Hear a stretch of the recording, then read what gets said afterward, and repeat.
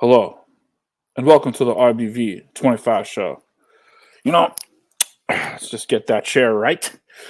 The first thing I want to talk about, well, it's the only thing we should be talking about right now, but it's a 25-minute show, so what are you going to do? It's the lock of the week. You know, the lock of the week. It's paying some things for the people who are taking it. Last week was a big week for the lock of the week. So where are we starting with this lock of the week? Let's first talk about Michigan State. Michigan State didn't show up to play. Like I said, they wouldn't show up to play. They didn't flip and do anything. It was terrible. They didn't win.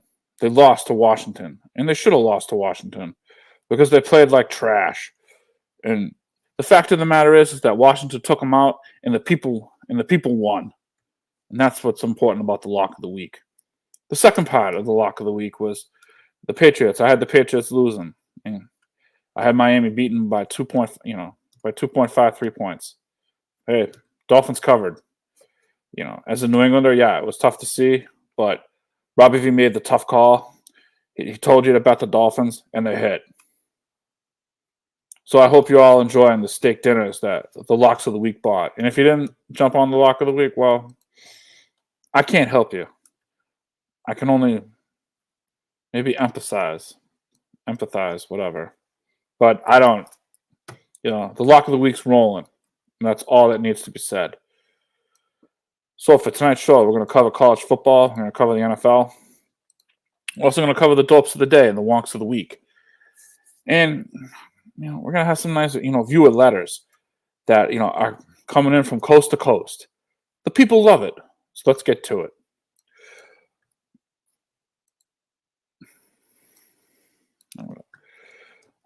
The dope of the day. The Pentagon is the dope of the day today.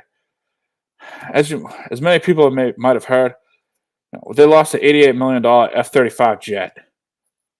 I don't really know how that happens. They lost track of the jet, the pilot ejected, then they couldn't find it. This tomfoolery is unacceptable. The Pentagon, let's be honest, folks, they need better standard operating procedures in order to not lose this equipment. Who's running this operation? And I'm being serious. Like, is this operation being run by freaking Winnie the Pooh and Eeyore the donkey? It's awful. The Pentagon needs to get it together and fucking grow up. The Pentagon and all their employees, enjoy your dope of the day. And please, for the love of God, get better at your job so we're not like chasing down like hundreds of millions of dollars worth of F-15s. It's ridiculous. Robbie V is not a fan of this tomfoolery at all. All right. Now we're going to start our segment. Letters to Robbie V. The first letter. Dear Robbie V, what is the deal with your sponsors? You have two pizza places that sponsors. How can you endorse two pizza places? How can we trust that you're not a crooked show guy? The people demand answers. From Danny and Bill Ricca. Well, Danny, first off, how can you stick with one pizza place? It's, I like multiple pizza places, and I don't mind endorsing them both.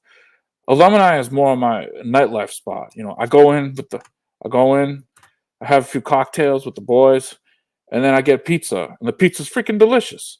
And sometimes I pick it up and I come home, and the pizza's delicious. I get a sausage pizza; it's very nice, and the cocktails are strong. So I endorse the Alumni Pizza for nightlife. But let's just say, you got a family, and you're just trying to go out and have a pop and a pie. So where do you go? Robbie V tells you go to Vitamin C Brewery, and you go to Pizza Project. They have the Mojo Pizza and the Gooey Louie, and among other pizzas. They always treat you with respect, and the pizza's always delicious. It's two pizza places, but for two different types of events. And people for stages in their life. Robbie V is looking out for the people, and I feel like endorsing two pizzas. I'm not crooked. I'm as straight as an arrow. You won't get any freaking tomfoolery bullshit with Robbie V. I'm for the people, and I'm a good man. The second letter, Robbie V. I like your gray shirt sometimes, but not really. Get a new shirt. Well, you know what? Thanks, buddy. What are your suggestions for great apple picking establishments for the viewers? The apple crop is lean this year. Where can the people go for great apples and apple cider donuts? That's from Dustin in Rehoboth, Massachusetts. Well, Dustin, my gray shirt is gray, so I don't know what the fuck you're talking about. Number two, the apple crop is lean this year because we had so much rain. All of this got blown out. The trees didn't grow, and unfortunately, some of the apple crop was bad. Apple orchards have lost up to 80% in Massachusetts of their crop. It is sad. So where do I go apple picking with my wife and kid? I go to Carver Hill. It's a great establishment. It's out in Stowe, Massachusetts, and you can't go wrong. I also go to Honey Pot. Honey Pot has great apple cider donuts. They have a great store, and so does Carver Hill. They have both great stores as well. You can't really go wrong with these places, Dustin. And get a better fashion sense, you fucking moron. All right, we'll see how we're doing on time. Oh, we're doing great. All right, college football, week 1. Boston College versus Florida State. I got to admit, they made me eat my words. BC played great. They took Florida State down to the wire. And I think that they really proved that maybe they're turning a corner this year. Turning a corner this season this year. They almost pulled off the upset. Unfortunately, they took way too many penalties, and they also need to play with a lot more discipline. Colorado has been the story of college football so far this year. They got by Colorado State. It took a late night overtime period to do it, but they got by. But I got to admit, they're going to have a tough time with Oregon. Oregon's got a great team, and they freaking smoked Hawaii. Blew them out of the water. I mean, I don't even think the score represents how bad Hawaii. They might as well have been booted to freaking Minnesota or whatnot. They didn't. Colorado's going to have their hands full. There's a big week in college football games, and big week of games in college football. So let's get to the slate, if I can talk. All right, Utah versus UCLA. I'm taking personally minus 4.5 points. Utah's going to beat UCLA. UCLA has a rookie quarterback, Dante Moore. He showed flashes of brilliance against Coastal Carolina and other teams, but he's also thrown some really bad interceptions. I question whether he's ready to face the Utah's defense, which they do have a good defense. Utah, they have a good ground game. UCLA, they have a good ground game, but Utah is going to be able to stop that ground game. They got a great defense. It's a work in progress, the UCLA defense. They've had trouble stopping Coastal Carolina. So I think Utah is going to be able to take this game and win. And Utah's also had nice wins against Florida and Baylor. They can run the football, and they're battle tested at home. Take Utah minus 4.5. Robbie V believes it's a winner. And that should be good enough for everything. Pittsburgh versus North Carolina. I'm taking minus 7.5 North Carolina. Why am I taking it? Because the Pittsburgh quarterback situation is a mess. Phil Dracovic, who used to play for BC, is a complete mess for Pittsburgh. He's a broken QB. Ever since he broke his wrist against UMass, he hasn't been the same. He got pulled last week from last week's game, and the backup didn't do jack shit. Pittsburgh's on a 2-game losing streak heading into this game, and their team heading in the wrong direction. North Carolina will tighten up their defense, and their offense will eventually wear down the Pittsburgh defense, and North Carolina is going to cover. You heard it here first, folks. That's what Robbie V thinks. The Colorado-Oregon. Colorado-Oregon, you got to take the over on the 71 points right now for that game. Let's be really honest, folks. Nobody is going to play defense on that game. Both of these teams are so capable of scoring in bunches and basically having 80 and 70-yard touchdowns. There's no reason to take the under this game. The weather looks good. I'm a big weather guy. The weather looks good for the passing game, and I think it's a safe play. Look, if you want to do an alternate line and push it down at like 5-6 points, go right ahead. It'll be a great leg on your parlay, and maybe that's what you should do. I don't know. But trust Robbie V, take the over. And also, I have a feeling that Oregon is going to cover. It's not an official pick, but I think Oregon is going to cover the 21 points. I mean, but I don't know. I go back and forth on that, and this is why. Oregon is definitely going to be motivated. They're going to try to, bust out Colorado's, all their momentum. They're probably sick and tired of hearing about them. They're at home. They're going to have the home crowd. It's a huge test for Colorado on the road.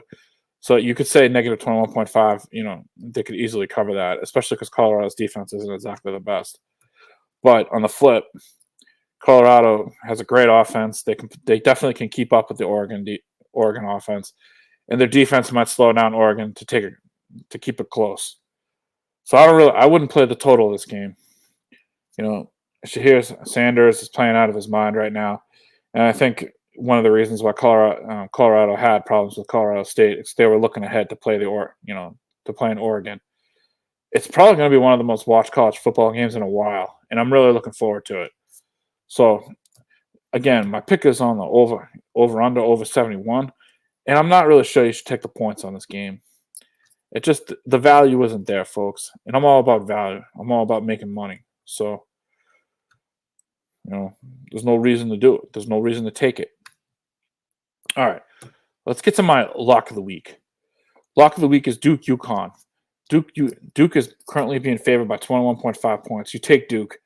UConn football is a mess right now. They are just playing bad football. They can't stop the pass. They can't stop the run. They can't do anything right, to be perfectly honest with you. They didn't have a good game last week. I mean, they were at one point they were down 28 nothing or 21. No, it's 21-7. There's no reason to trust UConn holding the spread, even though they're playing at home. It's not that big of a home field advantage. Duke is playing great. As we all know, they upset Clemson. They're running the ball great. And overall, they're beating good competition. Duke is going to have their way with UConn. And that is what makes this game the college football lock of the week. All right, we're running a minute ahead.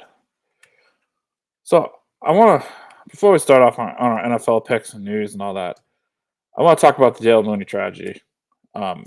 As you know, unless you've been living under a rock, Dale Mooney unfortunately died at Gillette Stadium on Sunday night, and he was got into a fight with a Dolphins fan. Unfortunately, judging by the video that I saw, they had a nice little scuffle, and the Dolphins fan unfortunately reached over a guy. Well, I don't know if he reached over him, but basically he landed 2 punches to the head. Dale, fell like a sack of bricks, and the cops tried to revive paramedics, and stadium security running up to him. They tried to revive him. They brought out the paddles. It didn't work, and he's tragically passed. When you go to an NFL game, you don't imagine it's your last day on earth. Unfortunately, that's what happened to Dale Mooney when he got into a fight on the 300 level on Sunday night. I think we can all agree that, in general, the NFL games lost their family-friendly title a long time ago. I mean, judging by past experience, you got, 65,000 people who have been, most of them who are pretty hammered or whatever, have been tailgating for about 4 hours straight, drinking profusely, and then continue drinking in the stadium. It doesn't exactly lead to the best atmosphere for obviously families, or the best judgment of decision making. I mean, NFL stadium violence is a problem. All you got to do is, go on YouTube and Google NFL stadium fights, and you'll see basically a bunch of fights from MetLife, Lincoln Financial, San Francisco, Pittsburgh. I mean, the list goes on. And obviously, whenever you have people drinking, 5-6 hours, no one's going to be thinking straight. I think NFL stadiums probably need to have more security. And obviously, I'm not talking about the team ops guys. I mean, more cops. This seems to be like a trend, and in a trend in all stadiums, MLB, NHL, NFL, and whatnot. There's also another lesson here, unfortunately, that you got to keep your head at these. Just be smart at these stadiums. Unfortunately, there's idiots out there and people who take this game way too fucking seriously. And I'll tell you right now, it's not worse getting into a fight or throwing a punch when something like this could happen. I feel terrible for Dale Mooney's family, but the NFL needs to step up and get some cops in the stands or even get more security or whatnot, because this seems to be a trend that's just trending up and it's not trending down. this is a tragedy all around, and the RBV25 show feels bad for him and for Dale and his family. This really should have never happened to begin with. On that note, the NFL, obviously, Nick Chubb, the injury last night was awful. He's a great player for Cleveland. I don't know how they're going to replace him. It's a huge loss for that franchise, who actually looked pretty good, going into the season so far. I don't know how they're going to deal with it. It'll be very interesting to see what happens in the future. Cincinnati, they look fucking horrendous again. Joe Burrow's not right. I think we all know that. I mean, I don't know what maybe they rest him for a week. I really don't know, or just go to the run, but he does not look right. And it's going to be interesting to see what kind of changes that Cincinnati is going to have to make to their offense, and to see if they can treat that calf of his. I don't know how that. I don't know what is going on, but they need to figure it out. Need to figure it out fast. I think the Patriots are going to miss the playoffs. I think Mac needs weapons. The first two games, I know they played decent. I know you can make the argument of, well, they're 20 yards. Mac said today they're 20 yards away from being 2-0. And what ifs are great, but they don't really matter when you're 0-2. They have they got a huge tough schedule coming up with the Jets, Dallas, and other teams. I just don't think they have the horses on the offense to do it. I think the defense has the horses and they can slow teams down, but if you don't have an offense to score points, what are we doing here? And also, the Patriots are playing such a. They're playing at such a disadvantage on offensive talent. They just don't compare to the other teams in the league. It's basically a stone cold fact. Chris Jones coming back to the league. Coming back to the Chiefs makes an immediate impact. He's so fucking good. It didn't take him long, and he didn't miss a step. Let's just be honest there. He's a good player, and he's worth like every fucking penny that the Chiefs are paying him. As much as it pains me to say that. So the NFL picks from the lock of the week. Lions Falcons.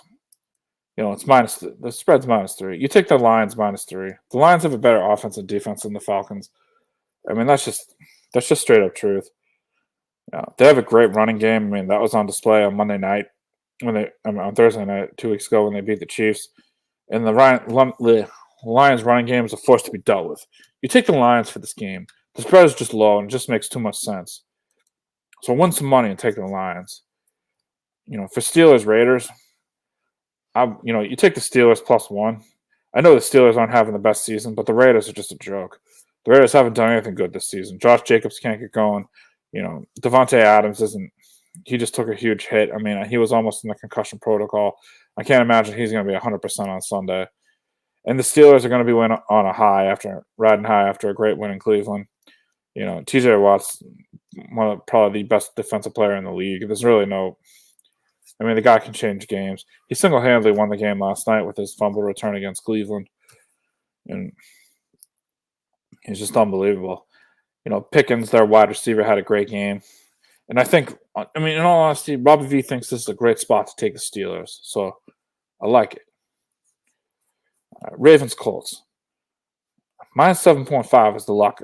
The Ravens Colts. The Ravens are favored by -7.5. And ladies and gentlemen, this is the lock of the week for the NFL. Now, Anthony Richardson, he's in the concussion protocol. And he's not going to be 100%. We don't even know if he's going to fucking play the game. That's a big loss for the Colts.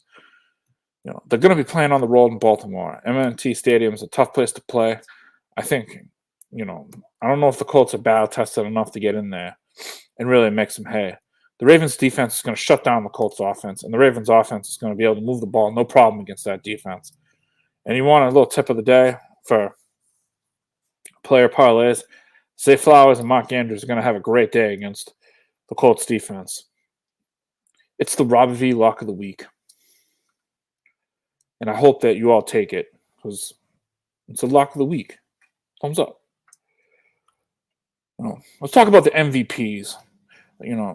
This past weekend, I went to Carver Hill Apple Orchard and Stall. They're a great friend of the show, and they're a great sponsor of the show. They deserve MVP because they provided me and my family a great apple picking experience. They had great apple cider donuts. They had a lovely apple orchard. They even had, nice little tools where you could, reach up for the apples and just get them down. And Robbie V appreciated that. They were really looking out for the people. The apple cider was great. The apple cider donuts were great. The apple picking was fun as well. All people should go to Carver Hill and Stowe, Massachusetts to go apple picking. And that's, they're the MVPs. And I think it's well deserved. All right. Let's get to the wonks of the week. Now, our first wonk of the week, came from a story on Reddit I read about today. It's about a bride and groom getting married. It was a very happy day in many, mostly all, married couples' lives. And, it's really hard to fuck it up. But, this groom, he managed to fuck it up. How, you may say? Let's dive into the situation. What did he do that was so egregious? Unfortunately, he smashed a piece of wedding cake in his bride's face. Now, normally this wouldn't be a big deal, but apparently this bride was pretty much dead set against this. She told the husband basically, "Don't do that. Don't do that at the wedding, or else I'm going to leave your sorry ass." Well, folks, the husband did do that at the wedding, and you guessed it, the bride wasn't bluffing, and she left his sorry ass right at the reception. Her family and his family tried to tell her to, stay. And she left the fucking douchebag. She was fucking done. She'd had enough. And now, according to Reddit, the bride's looking at getting into an annulment. Well, I mean, what's Robbie V's take on this? Talk about... It's tough. She told him not to do it. He did it anyway. But I guess Robbie V questions how strong this, relationship was if we're breaking up over smashing a piece of cake at a wedding. I think the annulment, it'll probably get approved and they'll both move on with their lives. I hope the meal at the wedding was worth the, $150, $200 that it probably cost. But I'm sure there'll be further updates on Reddit. And if I see these updates, I'll let the people know. Our second wonk of the week is Maura Healey, governor of Massachusetts. I think there's a lot of state issues that are going on in Boston right now. We got the budget. We got the fact that Boston's turning into a shooting range with the OK Corral. People are leaving the state in droves. And there's a whole other host of issues involving the homeless, mass incasts, and whatnot. But let's, put out an executive order that states can't, about that ban state agencies from purchasing, single-use plastic bottles, which she announced yesterday at a climate summit in New York City. I think that the people are probably worried about a little bit more right now than that. I'm not saying I don't want to help the environment, but I think Maura needs to take a look inside and figure out what the issues the people care about. And some people care about the environment, and that's great, but I think she needs to regain focus and help out this freaking state. When Robbie V is questioning their decisions, it's not good. And the fact of the matter is that I represent the people. Mother Nature, you're a fucking dope of the day. Wonk of the week. You need to get with the fucking program. For God's sakes, New England doesn't need any more goddamn rain. We've had enough rain. There's flooding everywhere. The poor town of Leominster, they were underwater. We're sick of the rain. Go send the rain somewhere else. There's flooding, the roads are getting washed out, and other mayhem. It's for the fucking birds. So go give the rain to areas that need it and are suffering from a drought. Mother Nature, you need to get it together. And I still have a minute left, folks. So we're a little bit above. We're for the first time in the RBV25 Show, we're ahead of schedule. Instead of signing off, I just want to say a couple words. Even though it's an unofficial pick, I hope Ohio State wins. Only because I really don't like Notre Dame, considering I like BC. And I also think that Ohio State, they're just better. I think they might take it. Although I will say this, it's going to be a close game, especially with Notre Dame's new quarterback from Wake Forest last year, whose name escapes me. I also think the Patriots are going to have a tough time against the Jets. It's going to be tough for the Patriots to come out of there with a win. I know they're favored by 3 points, and I know Zach Wilson's the Jets quarterback, but That Jets defense is ruthless. And it pains me to say that, considering I once said that Victoria will be 40 before, the Jets go to the AFC Championship. But we all say things we don't need. All right, folks. Well, that's it. This is Robbie V signing off. And remember, don't do anything I wouldn't do. Enjoy your night. Fucking 7-0. 7-0.